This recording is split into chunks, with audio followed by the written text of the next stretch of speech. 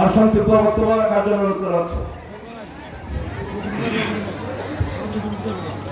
Daudpur union কর্তৃক আয়োজিত সন্ত্রাস মাদক নৈরাজ্যের প্রতিবাদ সভা আজকের সম্মানিত প্রধান অতিথি আমাদের আশাদ ফকির ভাই, যুবদল সভাপতি দাউদপুর ইউনিয়ন, এবং আজকের এই সভার প্রধান অতিথি অ্যাডভোকেট হেলাল ভাই এবং সাথে আছে শহীদুল ইসলাম ভুইয়া ভাই। সবাই নাম বলতে পারবো না, তার কারণ সবাই খুবই অল্প 1 মিনিট সময় দেওয়া হয়েছে। শুধু এই কথাই বলবো, দাউদপুর ইউনিয়ন আমাদের বিএনপি ঘাঁটি এবং অ্যাডভোকেট মাহফুজুর রহমান হুমায়ুন ভাই থানা সভাপতি, ওনার বাড়ি এই দাউদপুর ইউনিয়নে।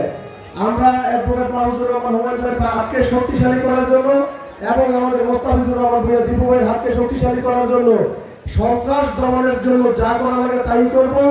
এবং পাশাপাশি একটা কথা বলি যে আমরা আসলে বিগত দিন অনেক অশান্তি অত্যাচার সহ্য করেছি, জেল জুলুম খেটেছি, অনেক কথা ছিল মনের মধ্যে পড়া বললাম হইলে, কিন্তু সময় অল্পতার কারণে বলতে পারলাম না।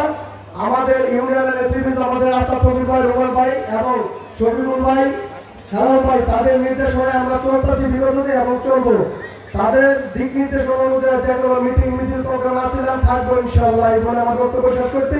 আসসালামু আলাইকুম। ধন্যবাদ বাদলকে।